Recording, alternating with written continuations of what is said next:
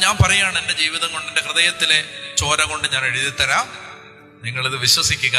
ഈ Bible is an extraordinary book given to humanity. This is something so exceptional, so unique, so extraordinary that no book ever written in the universe can replace this particular book given by God.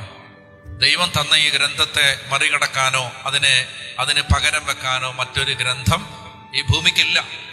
ഇത് മാത്രമാണ് വിശുദ്ധ ഗ്രന്ഥം, ഇത് മാത്രമാണ് തിരുവെഴുത്ത്, ഇത് മാത്രമാണ് ദൈവം അരുളി ചെയ്തത്. അതുകൊണ്ട് നിങ്ങളുടെ പുസ്തകം എടുക്കണം, പുസ്തകം എടുത്തു വായിക്കണം. എടുത്തു വായിക്കാന്ന് ഒരിക്കൽ ആഗസ്തീനോസിനോട് ദൈവത്തിന്റെ ആത്മാവ് പറഞ്ഞു, എടുത്തു വായിക്കുക.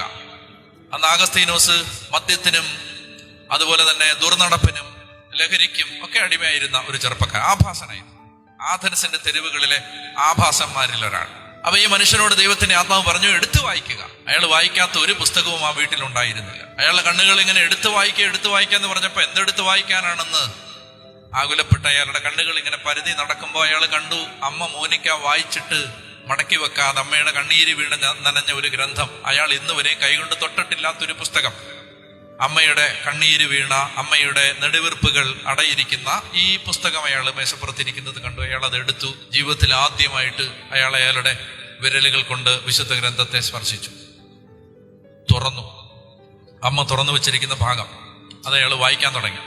അത് റോമാലേഖനത്തിന്റെ 13-ാം അധ്യായമായിരുന്നു. റോമാലേഖനത്തിന്റെ 13-ാം അധ്യായത്തിലൂടെ ആഗസ്തീനോസിന്റെ ഹൃദയത്തെ കീറിമുറിക്കുന്ന ദൈവത്തിന്റെ വാക്കുകൾ സംസാരിക്കപ്പെട്ടു. റോമാലേഖനം 13-ാം അധ്യായം 11 മുതലുള്ള വാക്യങ്ങൾ, റോമൻസ് 13:11 ഓൺവേർഡ്സ്. ഇതെല്ലാം ചെയ്യുന്നത് കാലത്തിന്റെ പ്രത്യേകതകൾ അറിഞ്ഞുകൊണ്ട് വേണം. നിദ്ര വിട്ട് ഉണരേണ്ട മണിക്കൂറാണല്ലോ ഇത്. എന്തെന്നാൽ ഇപ്പോൾ രക്ഷ നമ്മൾ ആരും പ്രതീക്ഷിച്ചിരുന്നതിനേക്കാൾ കൂടുതൽ അടുത്തെത്തിയിരിക്കുന്നു. രാത്രി കഴിയാറായി, പകൽ സമീപിച്ചിരിക്കുന്നു. ആകയാൽ നമുക്ക് അന്ധകാരത്തിന്റെ പ്രവൃത്തികൾ പരിത്യജിച്ച് പ്രകാശത്തിന്റെ ആയുധങ്ങൾ ധരിക്കാം. പകലിന് യോജിച്ച വിധം നമുക്ക് പെരുമാറാം.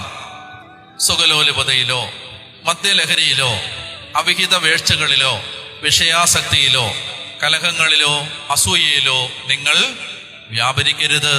പ്രത്യുത കർത്താവായ യേശുക്രിസ്തുവിനെ ധരിക്കുവിൻ. ദുർമോഹങ്ങളിലേക്ക് നയിക്കത്തക്ക വിധം ശരീരത്തെപ്പറ്റി ചിന്തിക്കാതിരിക്കുവിൻ. ഈ വാക്യങ്ങൾ അദ്ദേഹം വായിച്ചപ്പോ അദ്ദേഹത്തിന്റെ ഹൃദയത്തിലേക്ക് ദൈവവചനമാകുന്ന വാൾ തുളച്ചു കയറി. അതയാളെ പരിക്കേൽപ്പിച്ചു. അതാണ് വിശുദ്ധ ആഗസ്തീനോസിലേക്ക് നടന്ന ഒരു ദൂരം നടന്നു തീർക്കാൻ അദ്ദേഹം ആരംഭിക്കുന്ന ഒരു യാത്ര തുടങ്ങുന്നത് എവിടെയാണ്? വിശുദ്ധ ആഗസ്തീനോസിലേക്കുള്ള ദൂരം. അത് തുടങ്ങുന്നത് ഒരു ദൈവവചനത്തിൽ നിന്നാണ്.